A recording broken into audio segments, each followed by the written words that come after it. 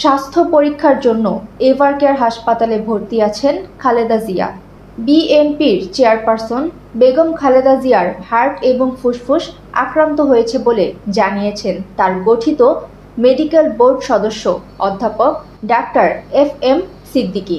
বেগম জিয়ার ব্যক্তিগত চিকিৎসক আল মামুন বলেন, বেশ কিছু স্বাস্থ্য পরীক্ষার জন্য এভারকেয়ার হাসপাতালে ভর্তি করা হয়েছে বিএনপির চেয়ারপারসন বেগম খালেদা জিয়াকে। খালেদা জিয়া বহু বছর ধরে আর্থ্রাইটিস, ডায়াবেটিস, কিডনি, ফুসফুস, চোখের সমস্যা সহ নানা জটিলতায় ভুগছেন।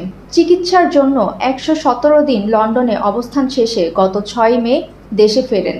এরপর নিয়মিত স্বাস্থ্য পরীক্ষার জন্য এভারকেয়ার হাসপাতালে নেওয়া হয় বিএনপির চেয়ারপারসনকে। তবে বর্তমানে খালেদা জিয়ার শারীরিক অবস্থা রোববারের চেয়ে ভালো আছে বলে জানিয়েছেন তার ব্যক্তিগত চিকিৎসক আল মামুন। তিনি জানান, ভর্তি করানোর পর যেমন ছিল তার থেকে এখন তিনি অনেকটা ভালো আছেন। সুমাইয়া ফারাজি, দৈনিক আর নিউজ।